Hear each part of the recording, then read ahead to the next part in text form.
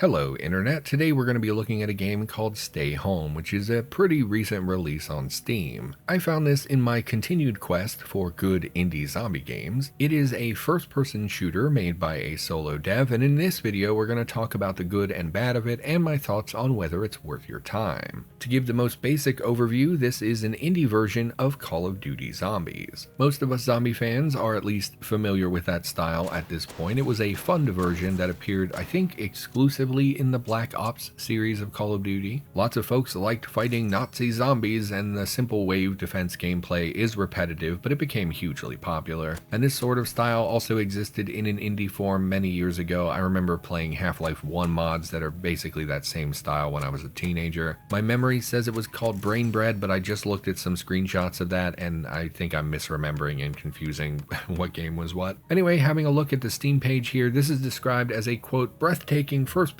shooter with co-op for up to 4 players. Get ready for fast-paced gameplay and terrifying action as hordes of zombies flock to you. You can run, but you can't hide. Now look, I don't blame you for trying to pump up the game in your copywriting, but also I wish people didn't say things like breathtaking in their descriptions. Your game is not breathtaking. I'm not insulting you, you know that as well as I do. This is not breathtaking. The trailer, despite having deafening metal music, shows off the gameplay and is a good representation of what you'll experience in the game. I'm a real cynic and have a healthy distrust of indie games on Steam due to the large number of very low effort cash grabs. This at least seems to be a genuine and honest representation of the game, and honestly I really appreciate that. The reviews are currently sitting at 14 and positive, and the rest of the Steam page seems well put together. As far as I can tell, the worst thing about this is the price tag coming in at $12.99 in US dollars. I knew just by looking at the page that it's not worth 13 bucks, and now that I've played it for a bit, that has been reinforced, and we'll talk about that later. And on that note, this is not considered early access, but in my opinion, it probably should be, but I digress. That's also something we'll talk about later. For now, let's get into the game and see what we're working with. Getting into the game, we're met with a title screen of a character standing in cover as some zombies approach on the road below. A glance at the options menu shows that the audio is all one track, which is really unfortunate for a game like this. I would really like a way to affect zombie voices, gun sound effects, and music separately. There are 4 levels that are currently available in the game and a variety of characters to choose from. Unfortunately, because I'm playing solo, the character here is completely irrelevant. Their differences are purely cosmetic, and unfortunately you don't even get to preview what they look like, so as a solo player you have no idea what your character appears to be. There is no gameplay impact whatsoever for which character you choose. So I basically just pick one and hop into my first game, and the UI here is simple and bare bones. It's serviceable, but it could definitely use some polish. The lower left displays our money and our health, the lower right is our ammo counter and weapon display, and when relevant a timer is displayed at the top of the screen. The level looks to be some sort of mansion-style residential building, and we start on the ground floor, but there's an upstairs as well. The level design throughout the game is very basic, but the assets do look pretty good, and to be clear, I don't know what all here was actually made by the developer or if they used an asset pack.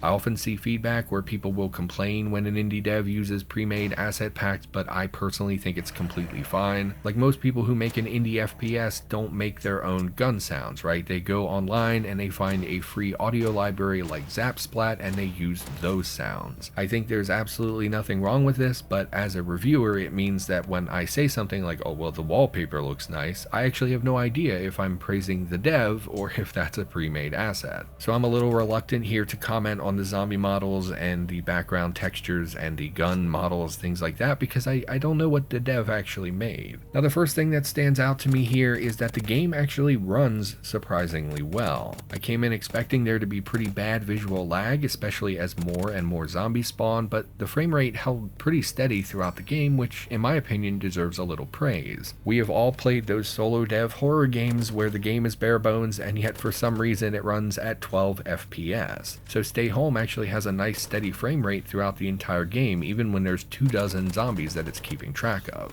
Now the gameplay itself is exactly what you would expect from Call of Duty Zombies. You're gonna shoot some zombies as they break down barricades. You will repair the barricades to kind of manage their movement and create choke points so they only come at you from certain areas, and when you earn enough money you can buy new guns to make fighting the horde a little easier. Each wave gets progressively stronger until you either get bored or you're finally overwhelmed. However, a few of the key features from Call of Duty Zombies are missing here, and we'll talk about that as we go. Now, the next thought I had after getting in the game was about my running animation, because I'm a moron and pay a lot of attention to those things. Watching my character pump his little fists as he runs is adorable, which I'm sure was not your intention, but it's adorable. Now, you do have sprint stamina in the game, but it's not actually displayed anywhere on the screen. If you sprint for too long, your character will begin walking instead of running with a heavy breathing sound audio cue. Now, you're obviously tracking player stamina from a code standpoint, so in my opinion, it should have a visible bar somewhere on the screen to let you know how much you're using. Our health bar goes down when we're struck by an enemy or when we take fall damage. However, health regens automatically after about 3 seconds and recovers very rapidly. This unfortunately means that player HP is not actually a meaningful mechanic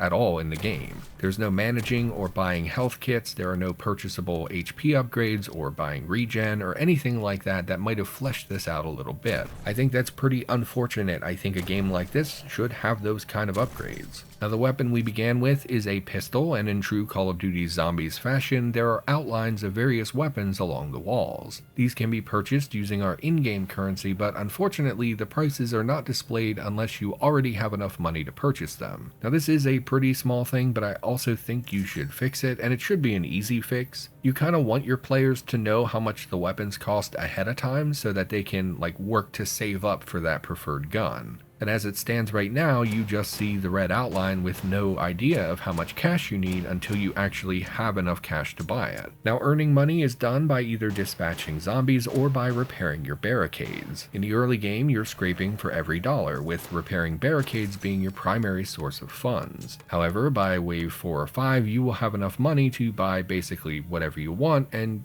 you're never going to think about money again. It's honestly pretty disappointing. There's nothing to dump your excess money into in terms of long-term upgrades or perks. In COD Zombies, you can upgrade your character in various ways, like getting a perk that improves your reload speed, or you might buy a randomized weapon from a crate, or an HP buff, or whatever. Now, I would never say that this game actually has to implement everything that's in Call of Duty. That would be a completely ludicrous thing for me to demand from an indie developer. However, you already have the infrastructure in your game to do some of those things. You have a health system, so why is there no way to buy HP buffs or health regen buffs? The same for stamina. Let me dump points into increased stamina or a faster run speed, things like that. These are things that are expected at this point from this style of game, whether that's fair or not. Persistent character upgrades instead of just oh, I have $16,000 and nothing to do with it. Anyway, the actual gameplay of the game itself, it's completely fine, barring a few small issues. The hitboxes on the planks are pretty not great. You're going to often shoot an invisible wall instead of actually hitting the zombie you were aiming for. They're also a bit unfortunately positioned, which makes headshots not viable depending on which zombie model,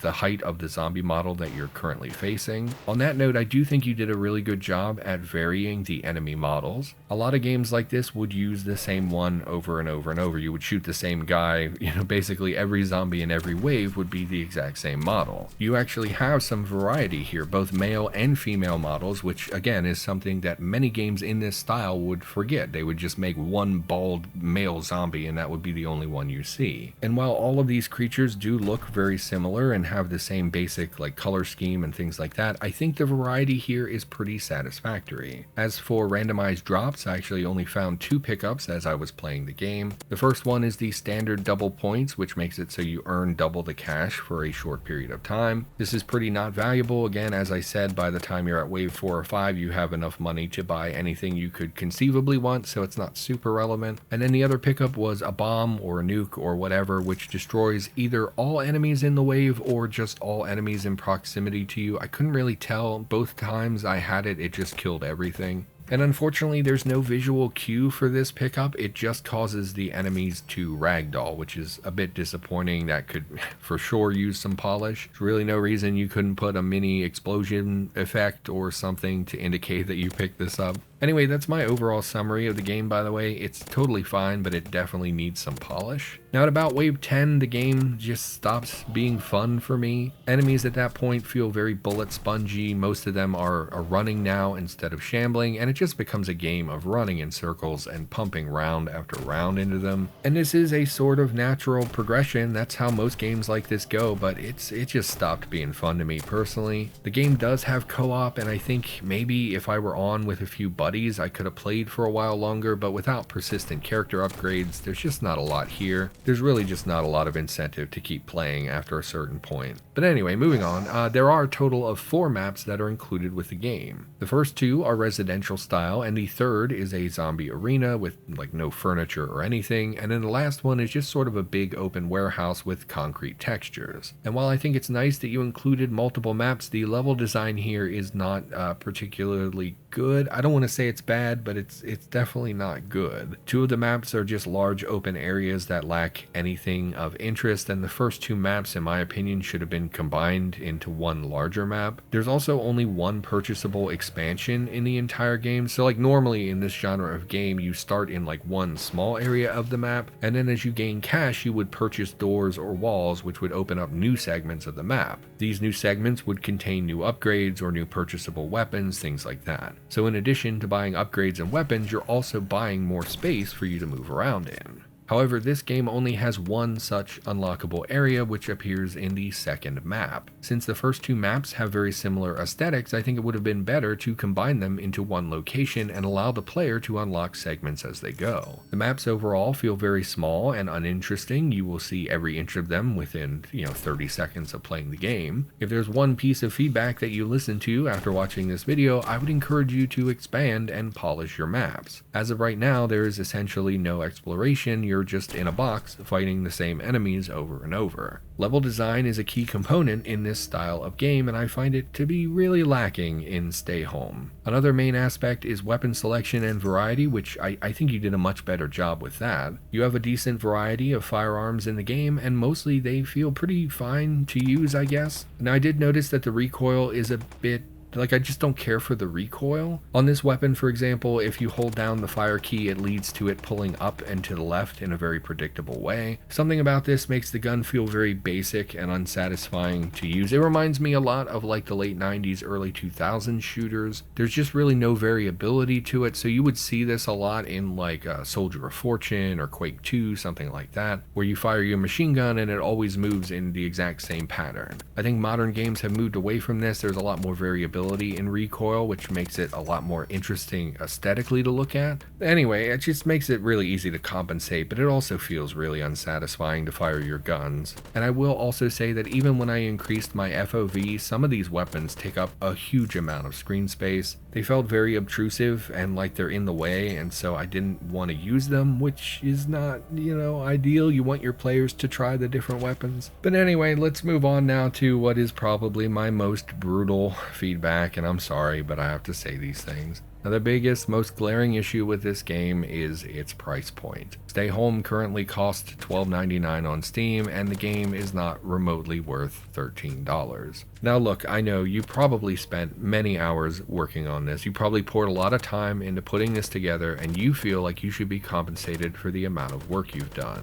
And I hate to say this, but that's just not how the world works. This video, for example, I will probably have put in 6 hours of work minimum to make it, probably more like 8 or 10 even for this really basic video. And I'm going to be compensated with exactly $0. It probably will get around 200 views, far less than most of my other videos, and that's just how things are. A lot of times when you commit energy into making something, you are not compensated for it, and you're not entitled to be compensated. As a consumer, I have no attachment to your game. I didn't make it, and I didn't watch you put hours of your life into its creation. All I see is the final product. This game, in my opinion, is a proof of concept. You you've shown that you can put together an indie version of Call of Duty Zombies. You put the basic pieces together and you cobbled it into a playable experience. It's even kind of fun. However, it's not $13 worth of fun. I played this game for a combined maybe hour and a half, and only that long because I needed footage of it, and I probably will never touch it again. Now, it's not because your game is bad, it's just because there's not enough game here to be played again. It's also not released in early access. This is just a game, which to me implies you think this is a complete experience, which it is not. If it were early access, I would think that you planned to expand the maps or the gameplay in the future, but releasing it as a full game to me suggests that you're done with its development. And if you're done with its development, then I can't recommend it. If this is the final version, I can't really recommend this. I also think that the price point hurts you as the creator. If this were $2, it would be easy to throw you a recommendation, and I think more people would be inclined to buy it. This is the sort of game that when I was like 15, I could see me and my guy friends,